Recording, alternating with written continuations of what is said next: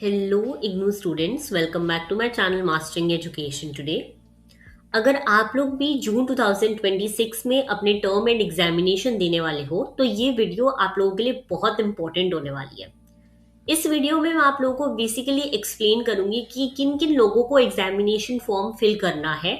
और इसके बहुत सारे केसेस होते हैं। अगर आप फेल हो गए हो, आपका रिजल्ट नहीं आया है, आपने री रजिस्टर करा था, तो बहुत सारे केसेस हैं। हम लोग एक एक केस को समझेंगे और अगर आपको वो केस फिट हो रहा हो तो आपको एग्जामिनेशन फॉर्म फिल करना है। ओके, स्टार्ट करते हैं बिना किसी टाइम वेस्ट करे।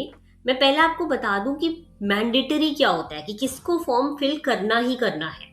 देखो, अगर आप लोगों को जून 2026 में एग्जाम्स के लिए बैठना है तो फॉर्म फिल करना मैंडेटरी है।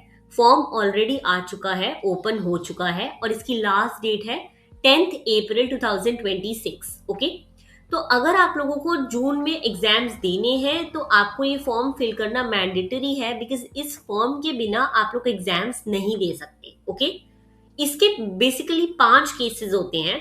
उन 5 केसेस को हम देखेंगे। अगर आप उन 5 केसेस में आ रहे हो, आपकी सिचुएशन उससे फिट हो रही है, तो आपको एग्जामिनेशन फॉर्म फिल करना ही करना है। ओके, स्टार्ट करते हैं पहले केस से।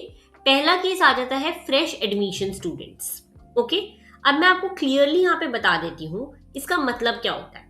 देखो, अगर आप लोगों ने इग्नू में न्यू एडमिशन लिया था जून 2025 में, या फिर जुलाई 2025 में, या फिर अगस्त 2025 में, आप लोगों ने नए टाइम पे एक नई डिग्री में एडमिशन लिया था जून 2025 में, जुलाई 2025 में। वो डिग्री कोई भी हो सकती है, बैचलर्स, मास्टर्स, कोई भी डिग्री हो सकती है। अगर आपने तब नया एडमिशन लिया था तो आपको तो फॉर्म फिल करना मैंडेटरी ही है। ठीक है, क्योंकि आपके पहले साल का जो एग्जामिनेशन है वो अब जून 2026 में होगा और ये आपकी इग्नू की डिग्री का पहला पेपर होगा। ओके, तो आप लोगों को ये फॉर्म फिल करना सबसे ज्यादा जरूरी है। अगर आप फॉर्म फिल नहीं करते तो आप एग्जाम में अपीयर नहीं हो पाओगे। ठीक है, इसलिए जिन भी लोगों ने फ्रेश एडमिशन लिया था उनके लिए एग्जाम फॉर्म फिल करना कंपलसरी है। ओके, आपका फर्स्ट ईयर के एग्जाम्स होंगे ये, या फर्स्ट सेमेस्टर के होंगे, तो आपके लिए तो फॉर्म फिल करना मैंडेटरी ही है। ओके, जिसने भी फ्रेश एडमिशन लिया था। अब आ जाते हैं नेक्स्ट केस पे। ठीक है, नेक्स्ट केस आ जाता है री रजिस्ट्रेशन स्टूडेंट्स का। देखो, री रजिस्ट्रेशन का मतलब होता है कि आप नेक्स्ट ईयर या फिर नेक्स्ट सेमेस्टर में कंटिन्यू कर रहे हो। ठीक है, इसके एग्जाम्पल्स क्या क्या आ जाते हैं। सबसे पहले स्टूडेंट जो फर्स्ट ईयर कंप्लीट करके सेकंड ईयर में गए हैं, उन लोगों ने सेकंड ईयर में री रजिस्टर करा था जून 2025 में या फिर जुलाई 2025 में, तो उनके सेकंड ईयर के पेपर होंगे। ओके, ऐसे ही जो लोग सेकंड ईयर से थर्ड ईयर में गए, उन लोगों ने थर्ड ईयर में री रजिस्टर करा था जून 2025 में, तो उन लोगों के थर्ड ईयर के पेपर अभी जून 2026 में होंगे, तो उनको भी एग्जामिनेशन फॉर्म फिल करना है। ऐसे ही जिन भी लोगों का नेक्स्ट सेमेस्टर का एग्जाम है, वो लोग भी, उन लोगों ने री रजिस्टर करा होगा और उनका अब नेक्स्ट सेमेस्टर का एग्जाम जून 2026 में होगा। तो प्लीज आप लोगों को फॉर्म फिल करना मैंडेटरी है। अगर आप लोगों ने अपना री रजिस्ट्रेशन करा था जून 2025, जुलाई 2025 या अगस्त 2025 में, तो आप लोगों को फॉर्म भरना सबसे ज्यादा जरूरी है, क्योंकि आप लोगों के सेकेंड ईयर या फिर थर्ड ईयर के एग्जाम इस टाइम पे होंगे। ओके, नेक्स्ट आ जाते हैं case number 3। Okay, case number 3 है फेल्ड स्टूडेंट्स का। अब ये देखो, ये वाला केस ना बहुत लोगों के लिए वैलिड होगा, स्पेसिफिकली वो लोग जिन लोगों के अभी रिसेंटली एग्जाम हुए थे दिसंबर में। ठीक है, अगर आप लोगों ने दिसंबर 2025 के एग्जामिनेशन दिए थे और उसमें आप बाई चांस फेल हो गए थे, तो टेंशन लेने की कोई जरूरत नहीं है। आपको जून 2026 में दोबारा एग्जाम देने का चांस मिलता है। ओके, बाई चांस आप फेल हो गए और आपने रीवैल्यूएशन नहीं करवाया, आपको लगा कि मेरे मार्क्स बहुत कम है और रीवैल्यूएशन करके मार्क्स नहीं बढ़ रहे, तो आप रीवैल्यूएशन में 1,000 रुपए या 700 रुपए बर्बाद करने की बजाय 200 रुपए देकर एग्जामिनेशन फॉर्म फिल कर सकते हो और फिर से उस सब्जेक्ट का एग्जाम दे सकते हो। ओके, अब ये चीज उन्हीं के लिए वैलिड है जिनका जो आपका कोर्स है उसकी वैलिडिटी अभी भी चल रही है। ओके, वो वैलिडिटी आप अपने समर्थ पोर्टल पर देख सकते हो, क्लियरली वहां पे लिखा होता है और आपका एग्जामिनेशन फॉर्म भी वहीं से फिल होता है। अगर वहां पे एग्जामिनेशन फॉर्म फिल करने का ऑप्शन आ रहा है तो आप लोग जून 2026 में फिर से एग्जाम दे सकते हो और अपना वो वाला सब्जेक्ट क्लियर कर सकते हो। ओके, आपको एग्जामिनेशन फॉर्म फिल करना है, प्रिपेयर करना है, एग्जाम में बैठना है, और एग्जाम में आपके नए मार्क्स जो आएंगे वो नए मार्क्स जो है आपकी फाइनल डिग्री में काउंट होंगे। ओके, तो अगर आप एग्जाम फिर से दे रहे हो क्योंकि आप फेल हो गए थे, तो आपको जरूर ये वाला फॉर्म जून 2026 वाला भरना ही भरना है। ओके, नेक्स्ट आ जाते हैं केस नंबर 4 पे, मिस्ड एग्जाम स्टूडेंट्स। अब देखो, फोर्थ केस है मिस्ड एग्जाम स्टूडेंट्स का। कई बार स्टूडेंट्स एग्जाम देने नहीं जा पाते, ठीक है, कोई भी रीजन हो सकते हैं, आपके मेडिकल इश्यू हो सकता है, पर्सनल इश्यू हो सकता है, कुछ भी हो सकता है। तो अगर आप लोग अपने दिसंबर 2025 के एग्जाम नहीं दे पाए थे किसी भी रीजन की वजह से, आपने 4 पेपर थे, आपने उसमें से 2 दिए और 2 नहीं दिए, या फिर एक कोई पेपर छूट गया गलती से, आप सेंटर पर लेट पहुंचे, तो अभी भी आप जून 2026 में वो एग्जाम दे सकते हो। ओके, आपको कुछ नहीं करना, आपको सिर्फ फॉर्म फिल करना है, वो सब्जेक्ट फिल करना है, फीस पे करनी है, और आप जून में जाके वो पेपर दे सकते हो। और फिर जब रिजल्ट आएगा तो आपके वो वाले मार्क्स आपके ग्रेड कार्ड में फिल हो जाएंगे। ओके, तो इसका मतलब आपको एक और अपॉर्चुनिटी मिलती है अपना एग्जाम कंप्लीट करने की।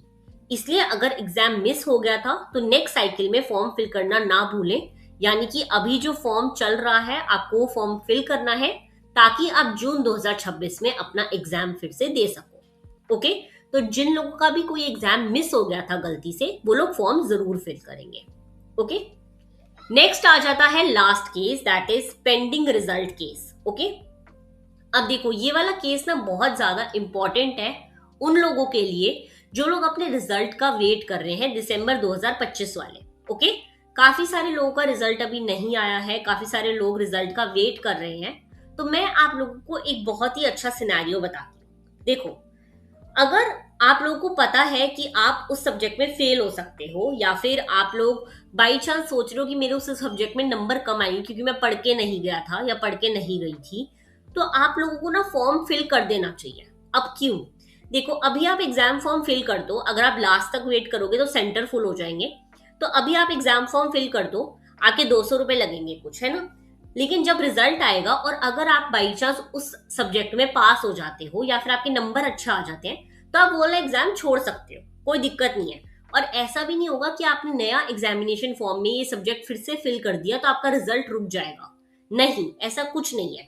आप फॉर्म फिल करो, अभी अपने रिजल्ट का वेट करो, जैसे ही आपका रिजल्ट आएगा तो आप बाद में डिसाइड कर सकते हो कि आपको जून का एग्जाम देना है या नहीं। अगर आप फेल हो गए हो तो आप एग्जाम फिर से दो, वरना रहने दो, कोई दिक्कत नहीं है। कोई इससे आपका एग्जाम का रिजल्ट अफेक्ट नहीं होगा। अगर रिजल्ट आता है, आपके मार्क्स अच्छे आते हैं, तो आपको एग्जाम में बैठने की जरूरत नहीं है। लेकिन अगर आप फॉर्म फिल कर देते हो तो आपके पास एक फ्लेक्सिबिलिटी होती है कि बाई चांस अगर आप फेल हो गए तो आप फिर से एग्जाम दे सकते हो इजीली। ओके, तो ये हो गया पेंडिंग रिजल्ट का केस। अब आ जाते हैं नेक्स्ट केस पे, जो काफी लोगों को कंफ्यूज करता है, दैट इज इम्प्रूवमेंट वाला एग्जाम। ठीक है, बहुत लोगों का ना ये क्वेश्चन होता है कि क्या हम मार्क्स इंप्रूव करने के लिए एग्जाम दोबारा दे सकते हैं। और यहाँ पे मैं आपको बता दूं कि इग्नू की पॉलिसी ना थोड़ी क्लियर नहीं है। देखो, अगर आपको पहले 45 या 50 मार्क्स मिले थे और आप दोबारा एग्जाम देकर 65 मार्क्स ले भी आते हो बाई चांस, तब भी इग्नू आपके ओल्ड मार्क्स को ही कंसिडर करेगा। This is very very important. यानी कि अगर आप सोचते हो कि चलो मेरा मार्क्स कम आए हैं, मैं इंप्रूवमेंट के लिए पेपर दे देता हूं या दे देती हूं, तो आप लोगों के जो नए मार्क्स आएंगे, जो चाहे वो हायर मार्क्स हो चाहे कम मार्क्स हो, आपके वो मार्क्स नहीं लगेंगे। जो पहले आपने एक बार पेपर दे दिया, आपके वही मार्क्स लगेंगे। अगर बाई चांस आप फेल हो गए हो, जो हमने पहले वाले केस में देखा, अगर आप फेल हो गए हो, है ना, तो आप लोग जाकर अपना वो एग्जाम फॉर्म फिल करके आप फिर से पेपर दे सकते हो, और अगर आप पास हो गए, नए नंबर आएंगे, तो आप वो नंबर लगवा सकते हो। लेकिन यहाँ पे कोई भी इंप्रूवमेंट का मार्क्स नहीं लगता, इसलिए पास्ट सब्जेक्ट्स के लिए इंप्रूवमेंट एग्जाम देना यूजफुल नहीं होता। इसलिए मैं आपको बता दूं, अगर आप फेल हुए हो तो आप एग्जामिनेशन फॉर्म भरो और पेपर फिर से दो। लेकिन अगर आप पास हो गए हो और आप सोच रहे हो कि मैं इंप्रूवमेंट के लिए पेपर दे दूं, तो ऐसा नहीं होता। आपके इंप्रूवमेंट वाले मार्क्स नहीं लगेंगे, इसलिए पेपर देने की या एग्जामिनेशन फॉर्म भरने की कोई जरूरत नहीं है।